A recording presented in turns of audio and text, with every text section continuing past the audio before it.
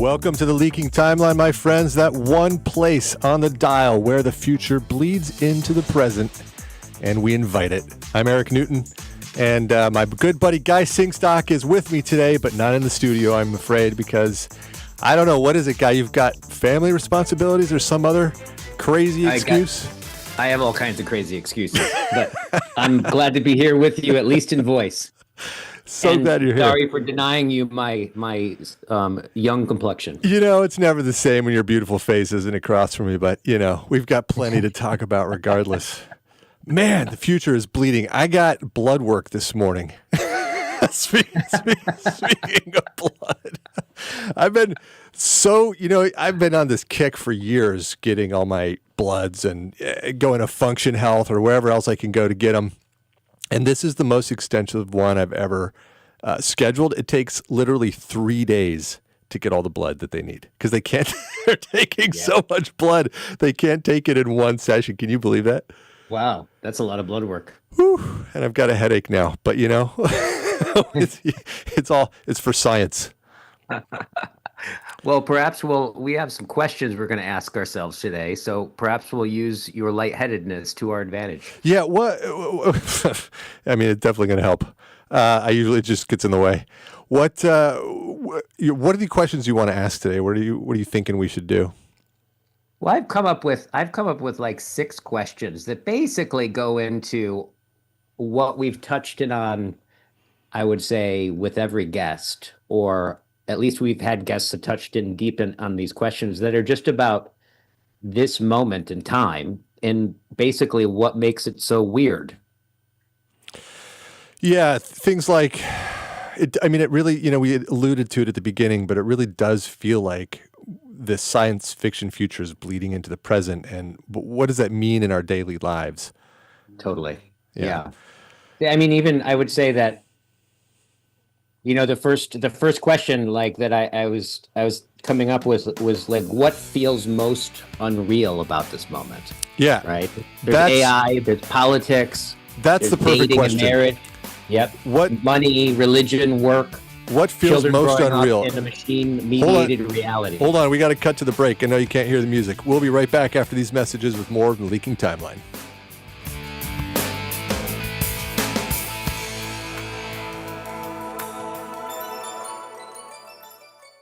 Sometimes life changes, and the house you once loved becomes a burden. Too many repairs, too many memories, too much to handle on your own. If you'd like to sell your home fast, we can help at the Home Buyers Hotline.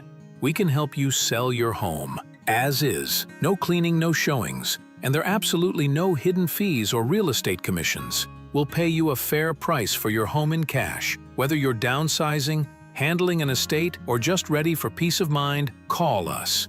We'll help you walk away from your problem property in no time at all and get you the cash in your bank account with little hassles.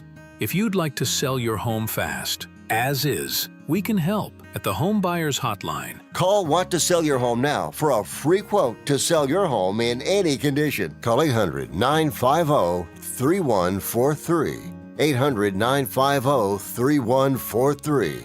That's 800-950-3143. My mom asked me to explain AI to her. Not the hype, the real stuff. How to use it to prepare for a doctor's appointment or a meeting with a financial advisor. How to use it to spot a scam before it gets to her. I looked around and nobody had built anything like that for seniors. So I did. AIClassForSeniors.com. A plain language course built specifically for people 65 and older. No jargon, no tech background needed, just real answers. AIClassForSeniors.com. Hi, Flo here from Progressive. Life changes quickly, so it's good to have flexible coverage. Oh, you mean like adding another vehicle? Yes, that's something we can do. Great, because I was thinking about getting a van so we could just keep the kids' softball stuff in the car. Oh, we don't need to get into specifics. Just saying it's easy to change. Oh, and Hannah wants to try the tuba. Again, we don't need the specifics. Last year, she wanted to be a tap dancer, but that only lasted 2 lessons. Okay. But she kept the shoes because they are adorable. Well, just know that with Progressive, you can easily add another car to your auto insurance because we know life changes. Progressive Casualty Insurance Company and Affiliates. My fellow Americans, let the message ring out that from this day forward, when you buy American, you buy the best. Handcrafted, something premium, something pure. For this is the very essence of what our servicemen and women gave their lives to protect, and by God, we shall not allow their sacrifice to be forgotten. It's time to show the world just how great American can be. And we will not wait for tomorrow to come. We will stand here, this moment, together, and we will start today.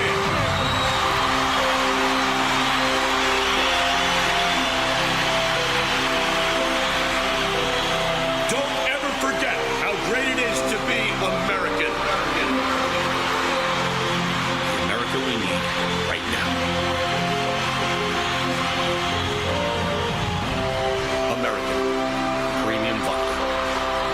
Celebrate responsibly.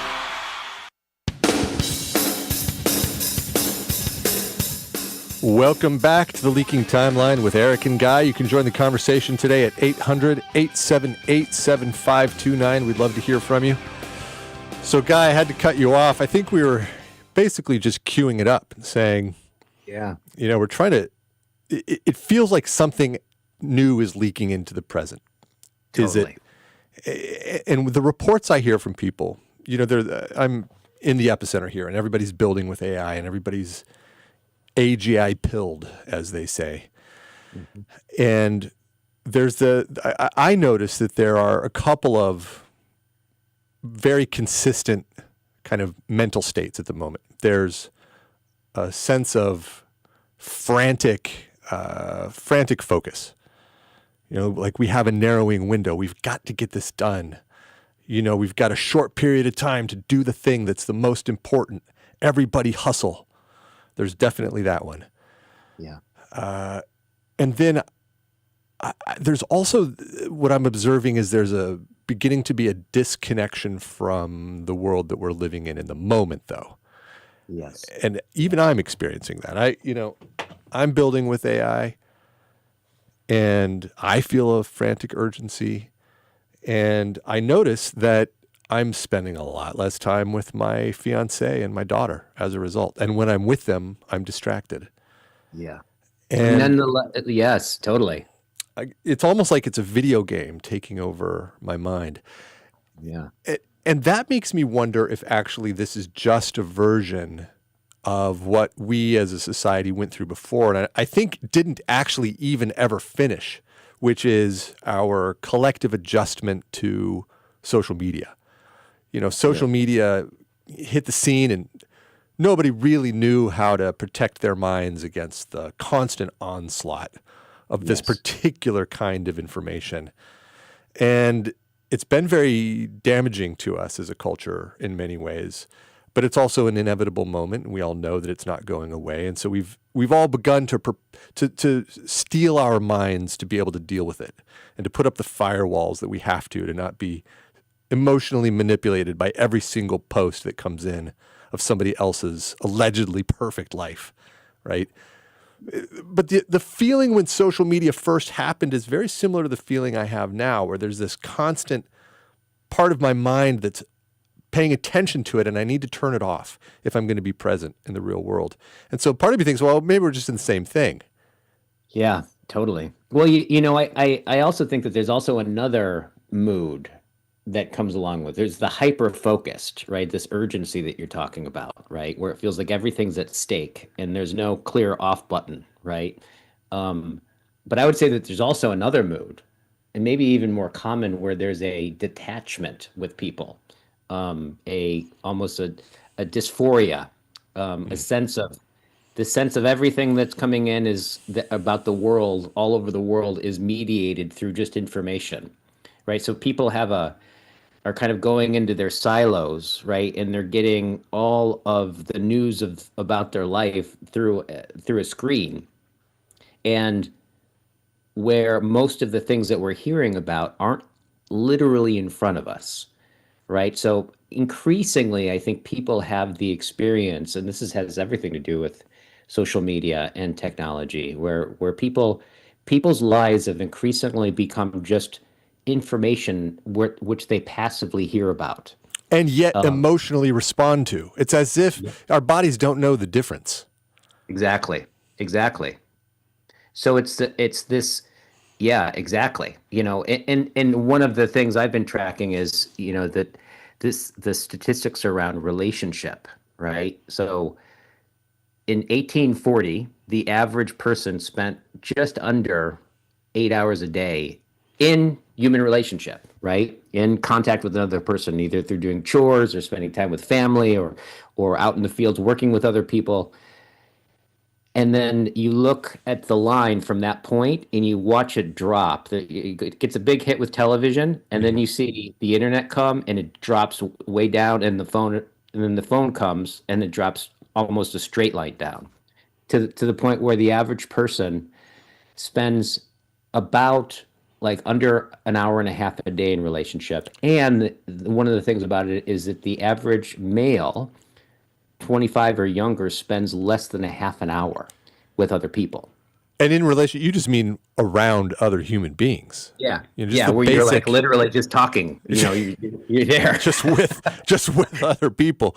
Yeah, it really is terminal. I was looking at a chart yesterday. Actually, it popped up on my Twitter feed, X feed. You're gonna call it X these days. Popped up on my X feed, and it was an overlay of the graph you're talking about, but showed the various nations and Europeans and the various Europeans versus Americans versus Asians.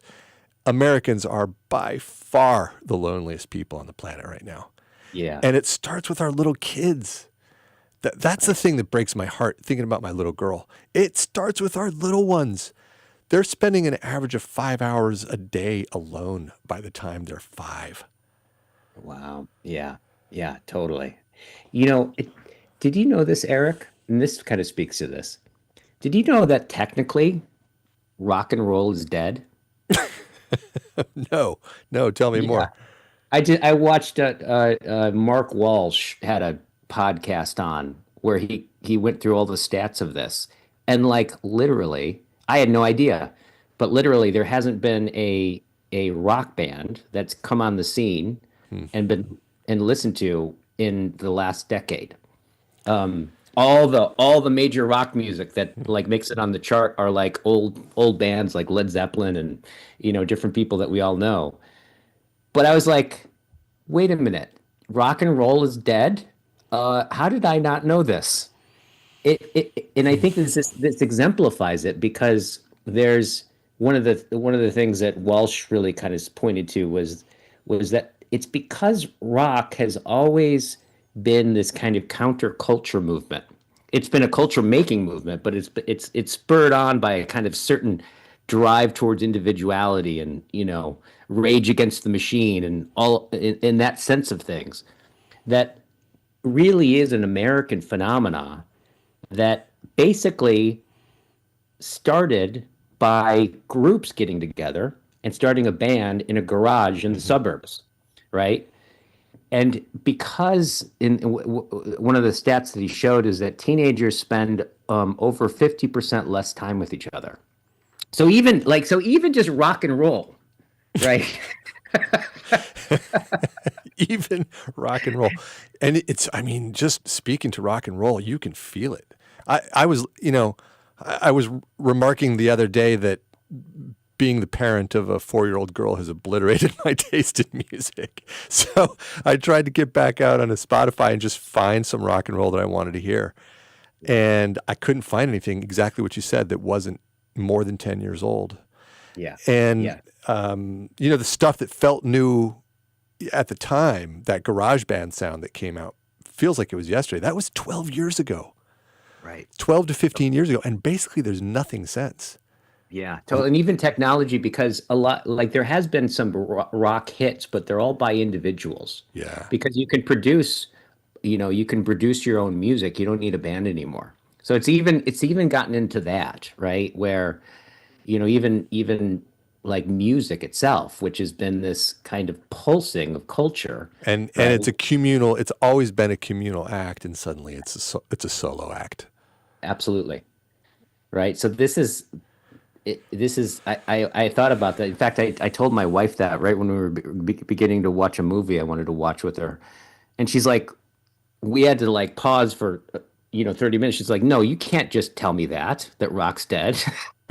And then you start thinking, I'm just going to start watching a movie. She had to like kind of grok it, right?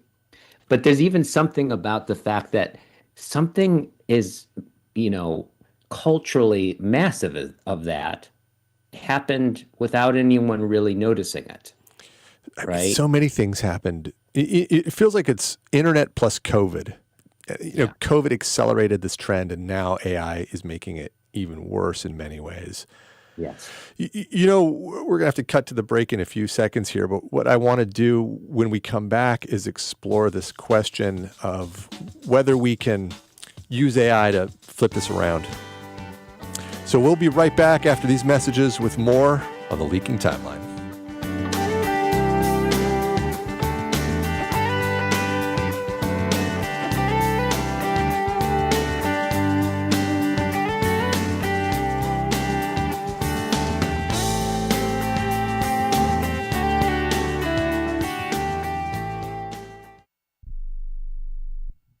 It's more than a rebellion. When your teen is slipping into drugs or alcohol, when social media and pornography consume their time and their mind, when depression and even suicidal thoughts cast a shadow over your home, as a parent, you feel powerless. There is hope. At Turnabout Ranch, troubled teens step away from the chaos and into a clarity of nature on a working cattle ranch. Care for horses, learn responsibility, build trust, and rediscover purpose. It isn't theory, it's real work, real therapy, real healing. Families from across the country have found transformation right here, just when they thought hope was gone. If your teen is struggling with addiction, harmful online behaviors, even weight management, call right now and get the help you all need. 800-219-2494, 800-219-2494, 800-219-2494. That's 800-219-2494. If you're serious about investing in gold or silver, Allegiance Gold will give you an additional $5,000 in free gold to add to your portfolio. They can help you buy any amount of gold or silver, even roll over your current IRA into gold. They've helped thousands invest millions in gold over the years, with prices that are some of the best in the industry, with fees that are fair, reasonable, and transparent. Protect your wealth with gold. Save on your gold or silver pricing when you buy from the top-rated Allegiance Gold. Invest in gold or silver today by calling Allegiance for your free gold guide. And learn about the $5,000 free gold offer with qualified purchase. Call now. 800-413-1937. 800-413-1937. 800-413-1937. That's 800-413-1937. With MedGuard Alert, you're never alone. You can connect with medical professionals anywhere, anytime. And now MedGuard is introducing our exclusive new Care Watch. If you need help quickly, use it from anywhere to contact medical professionals. No cell phone required. The Care Watch is not only a life-saving medical alert device, it's a revolutionary health monitoring system that checks your blood pressure, heart rate, oxygen saturation, and much more. And here's the best part. If you have Medicaid, you may qualify to get your Care Watch for free. The Care Watch is only available through MedGuard Alert. Call us right now. We have monitoring programs starting as low as $1 a day. The call is free, activation is free, shipping is free, and no contract is required. Remember, with Medicaid, you may qualify to get your Care Watch for free. Call us to get your Care Watch right now. 800-853-8931. 800-853-8931. 800-853-8931. That's 800-853-8931.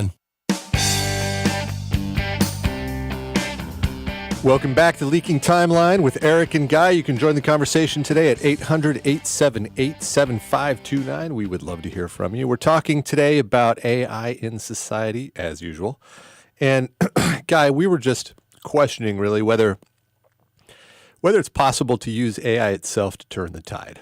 There's this trend. We're spending less time with one another. We're feeling more remote from one another. And I'll say that there is an interesting data point that I read recently. OpenAI does a lot of research on how people use AI, what they use it for, why they use it. And coding, obviously, is one of the top uses. People who aren't engineers use it for general web searches. They've pretty much stopped using Google. Google is dead for this purpose.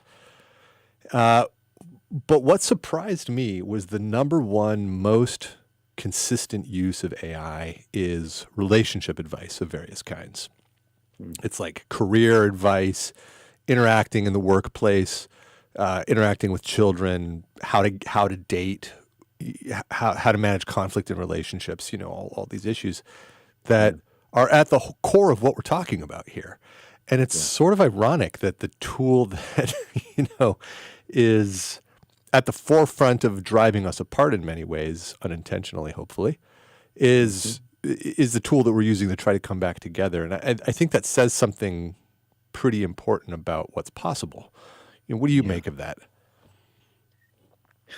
Well, first thing I make of it is, technology in general, what it does is it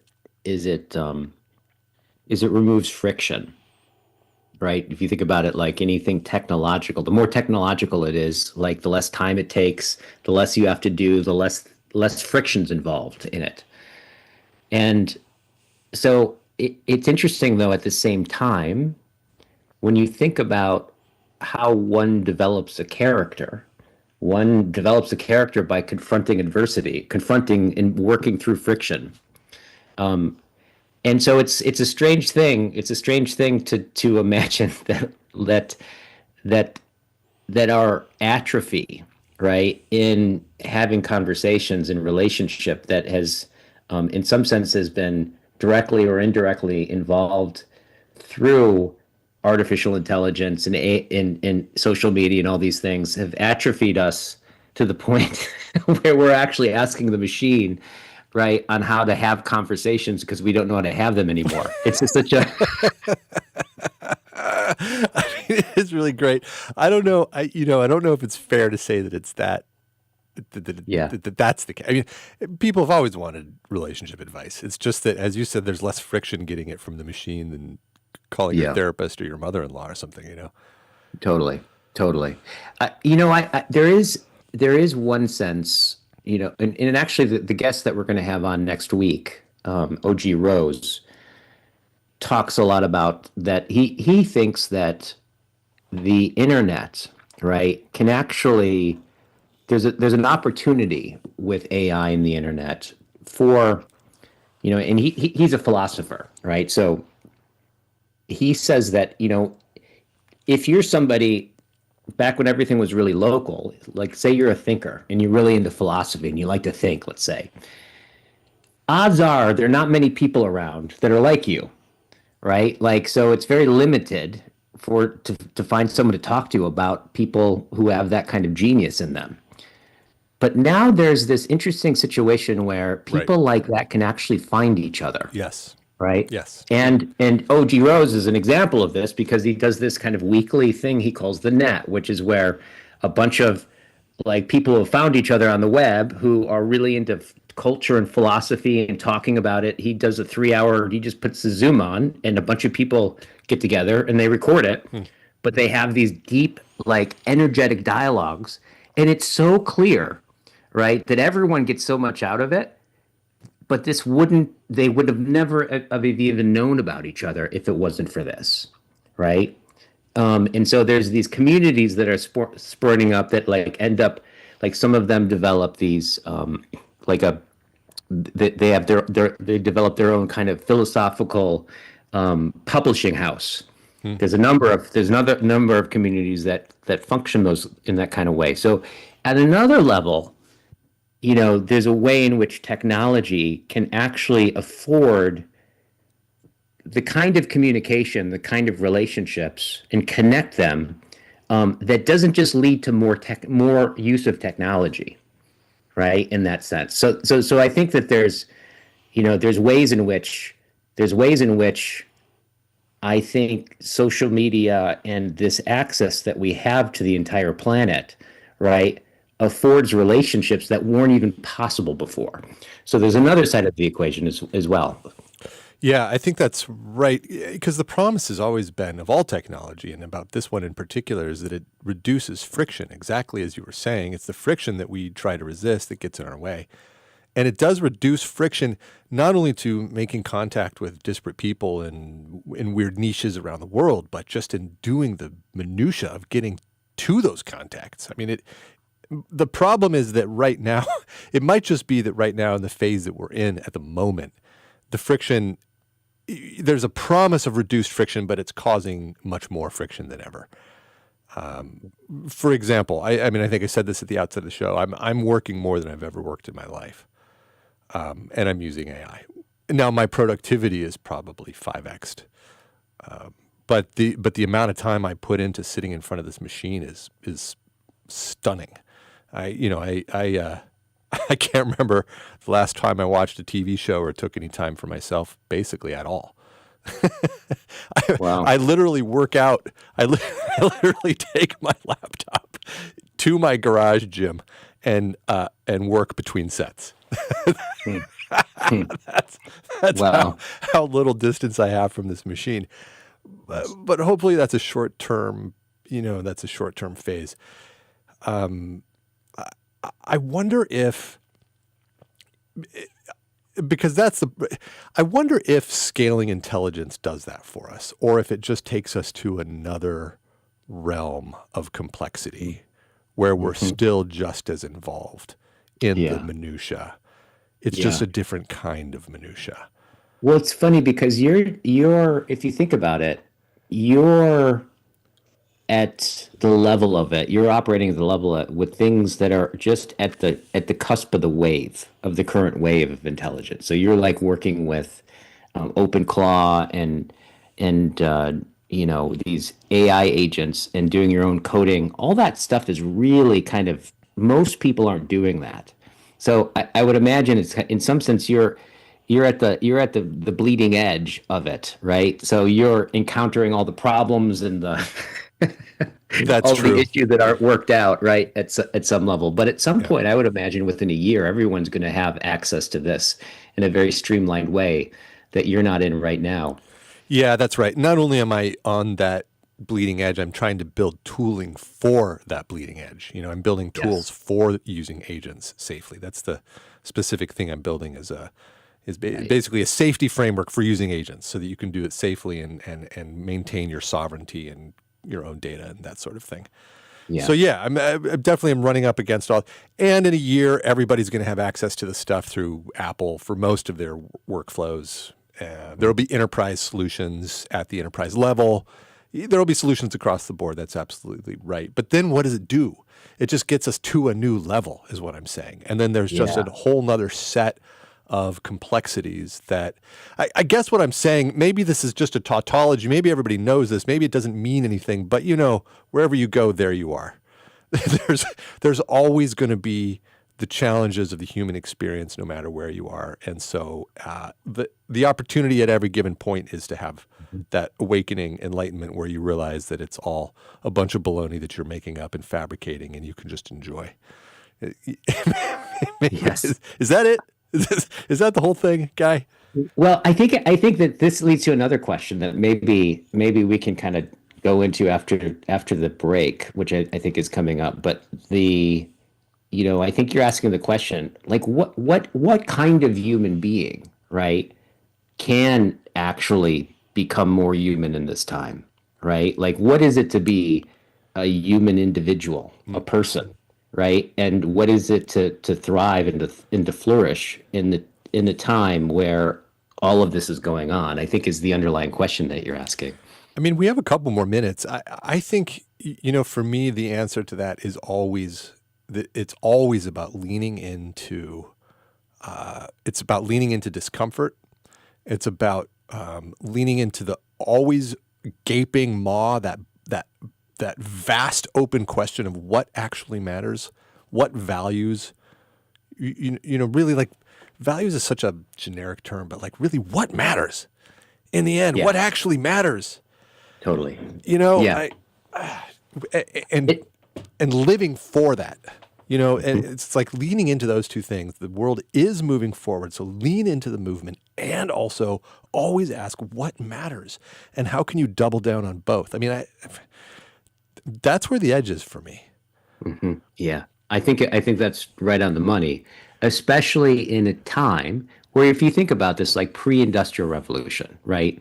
Like in the Middle Ages, essentially you were born into a world that was kind of really just given to you, right? Your social role, you were born into a religion, you know, you usually were born into a bigger family that was already a farmer, and thus you were kind of destined to have a particular role.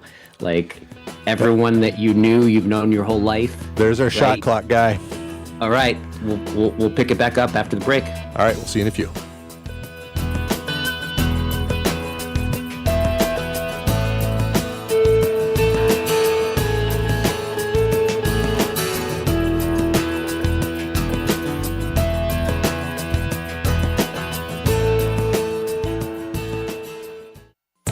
Do you want to add a boost to your sex life this weekend? Do you want to make your partner and yourself happy? Then call our special hotline now.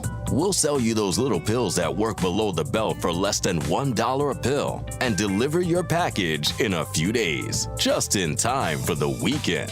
Our pill delivers almost the same results as expensive pills for less than $1 a piece, and you don't need a prescription. And ask about their buy 3 get 3 free offer. What are you waiting for? Boost your sex life and have a great time now. Less than $1 a pill, discreet delivery in a few days, and a buy 3 get 3 free offer? Dial this number and save it now. 800-245-2751. 800-245-2751. 800-245-2751. That's 800-245-2751. Paid for by the Pharmacy Shop. $12.5 billion. That's what Americans lost to fraud last year alone. And the scams targeting seniors are getting smarter. AI-generated voices, emails that look perfect. So I built a weekly scam alert specifically for seniors. Every Tuesday, you get a plain language email about the latest threats, what to watch for, what to delete. It's completely free. Just enter your email. And if you want more protection, we've got that too. StopThisScam.com. That's StopThisScam.com. This deer season, John Deere wants to give you the home field advantage. We're bringing you the best offers of the season, whether that's cash off on select new machines or a shot at the ultimate Major League Baseball prize package. Because right now, you can enter for a chance to win an MLB All-Star experience for you and 3 friends, complete with travel and lodging for All-Star Week this July. Deer season is going on now through June 3rd. Visit johndeere.com/deer season to enter and view the offers and complete contest rules. Major League Baseball trademarks used with permission. Do you have diabetes? I'm sure you've seen the television commercials on the new CGM devices from all the top brands and how well they can help you manage your diabetes. Do you have the latest and newest in diabetes technology?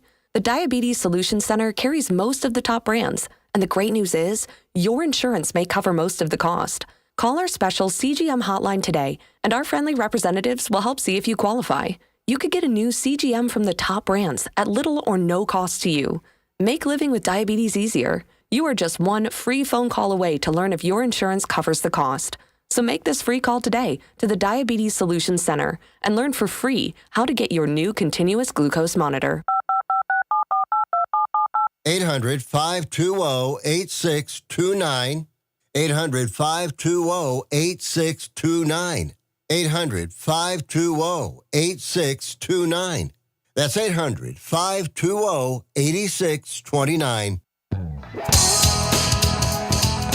Welcome back to the Leaking Timeline. You can join the conversation at 800-878-7529 if you'd like. We'd love to hear from you. So, Guy, I had to cut you off. You were right in the middle of talking about our hope for the future, I believe. Yeah, it's like, how does, what is it? What kind of human being, right, is called to be? In what way, right? What's the what orients us now, right? Because given that historically, and even our nervous systems were formed to be in a world in which we knew everyone that we saw for our whole lives, and they knew everyone that they saw. We were usually in a marriage that was kind of maybe even arranged for us, right? Our our social role was given to us by our church and our community that was usually pretty local, right? Like, in our whole nervous system have developed to basically be around, the Dunbar number, which is like 150 people that you know. And so even the furniture in your house, right, was built by your grandfather, built that table, which is saturated in a kind of history, right? The saddle that you ride on was the saddle that was passed down like 4 or 5 generations, right? So the question of meaning, right, what really matters, used to be one where what really matters was fully given to us, right? We just kind of were born into it, and we would be propelled in a role and confirmed in that social role by layers of context. Like, everything was like filled with so much context, which is another way of saying that everything was filled with meaning and history, including ourselves.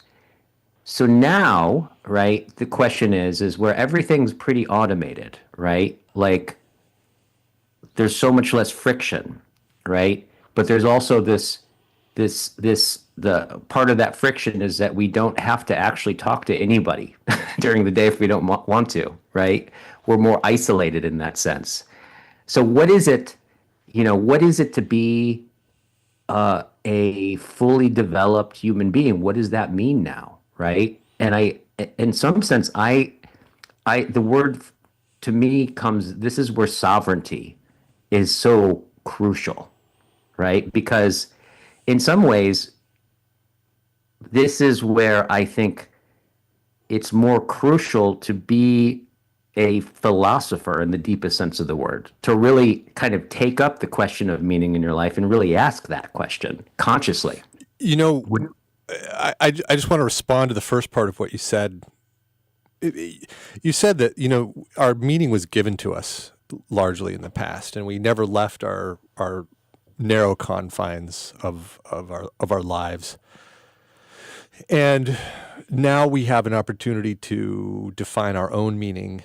But it sounds to me, there's two things I want to say about that. The first is, it sounds like actually social media, AI, internet technologies, information technology generally could in fact make that worse. Your meaning is really handed to you on a silver platter, and it's super compelling, wrapped in tons of dopamine.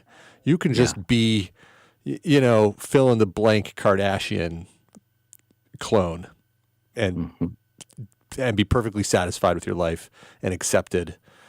And so it's almost harder to have sovereignty in some ways. Yes. But it's also easier mechanically in some ways. Like it's harder. There's more momentum to not have intellectual sovereignty, but there's more technological potential to have sovereignty. Do you think that's a fair characterization of it? Yeah. Because the problem is we have all the evolutionary drives that we've always had, right? And then social media plugs right into those and gives kind of immediate hits, right? Yep. But the problem is that, I would say that the difference between now and then is that, we were born into it, but most of the meaning was embodied, right? It was enacted and interacted through relationship, through encounter, right? Like, and that's really where meaning takes hold more fully, right? Is when it's embodied, when we're encountering something. You spend a long time with somebody, right? Over a course of years, they become very meaningful to you, right? Like, that's the sense. And so there's less sense of this embodied meaning, right? There's more immediate meaning that are dopamine hits. So in some sense, it seems to me that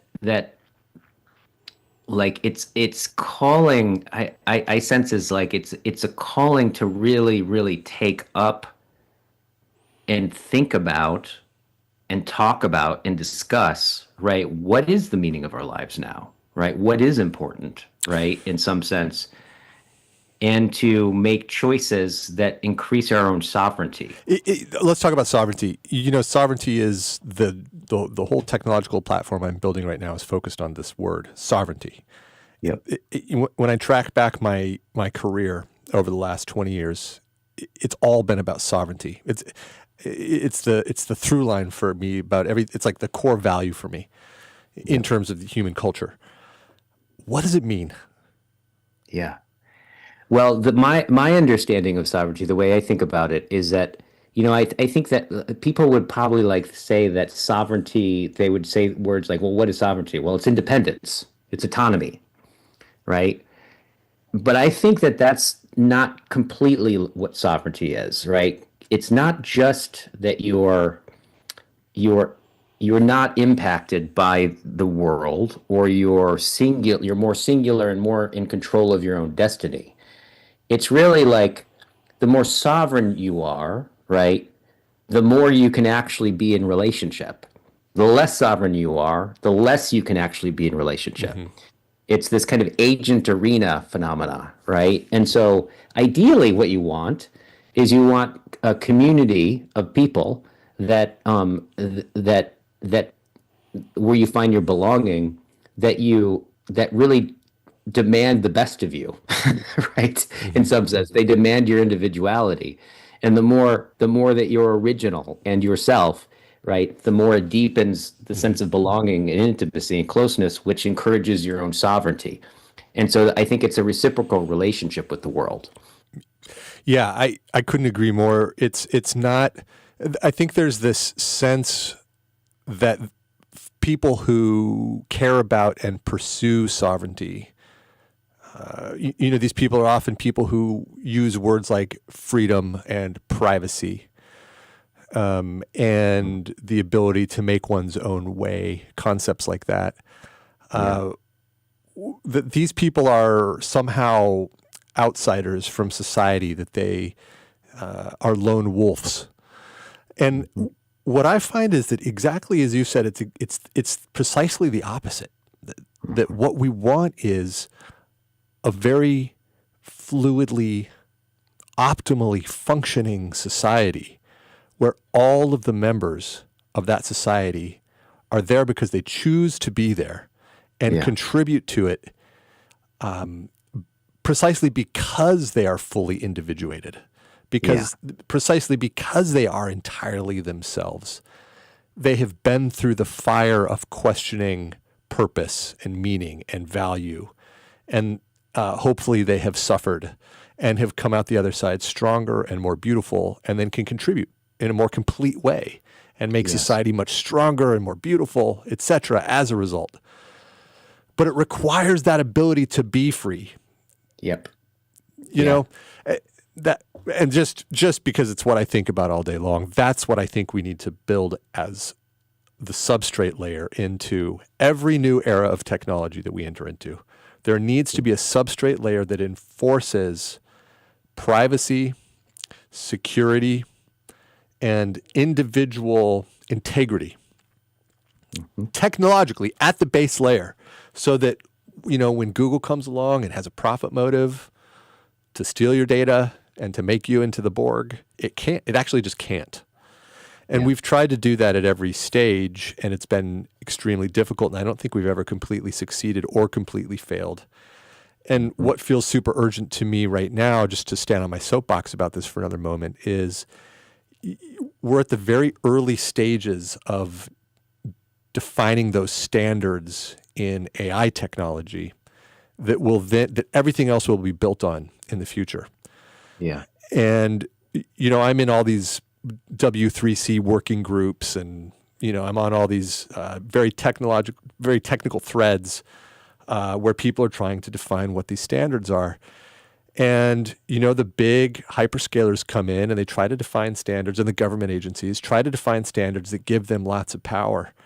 And it's up to individual sovereign contributors to say, no, hold on, stop. We have to build something that's going to preserve human freedom and human rights right now, because we've probably got 6 months before this stuff is baked. Anyway, that's what I'm up to. Because you're right now, this is what you're working on. You're working on a way of basically being able to reach the world, but the world having choice about whether or not the world reaches back into you. Yeah, and don't get me wrong, I want to make a ton of money doing it, but I want to build a business that enhances human freedom and human flourishing, and then we make a ton of money as a result. Not that gobbles up your data and destroys your privacy and incrementally makes you into more of a Borg so that I make money. Like that is, I'm just not, I don't care how rich I get if I turn the universe into a bunch of Borgs. It's just not worth it. And so my theory is, I came into the internet too late to be able to make those early calls in terms of standardization and protocols. But I'm here now at exactly the right time. And if I can embed in the earliest standards these basic principles, then what gets built later will have them already embedded. Even if it's not my product use case, maybe I spend too much time working on the standards and I never get to building the product, but as long as it's embedded in the standards, then everything that comes later will have more of a chance to benefit humanity in this way. You're right. Totally. So that's what I spend a lot of my time doing right now, in addition to trying to build the darn product. But I work a lot trying to get the standards established in the right way. Yeah, absolutely. And that's the, in the question I have about this, right, is, in some sense, the thing about sovereignty and how to live sovereignly, right, has to do with really, I think, what do we do with that freedom, right? Like, once we're free, right, is it just given that we're going to make the best choices for ourselves? No, right? But I think you have to let 10 billion flowers bloom. Yeah. Yes. Yes. It really comes back, it always has, to the invisible hand for me. There's no central planner that can ever make that decision effectively. I think there's got to be a law of physics around this, that no society can ever amass enough computational power to effectively centrally plan given their own size. I never articulate this law well, but I'm trying to basically say you're always like one step away from being able to have enough computational power or intelligence even to plan your own society. You maybe could plan a smaller society, but never the one you're at. And the only way you can plan society is to surrender and let the invisible hand, the marketplace, do its work. You have to let everybody pursue their own ends. You have to. Now, the good news is we're all tied into one another, as you say. Like, we really, really only thrive when we're in a community-oriented experience, Yep. And so we always do come back to that, except for the few sociopaths around. Anyway, there's the music. We should take a quick break. We'll be right back after these messages with more philosophical wanderings on the leaking timeline.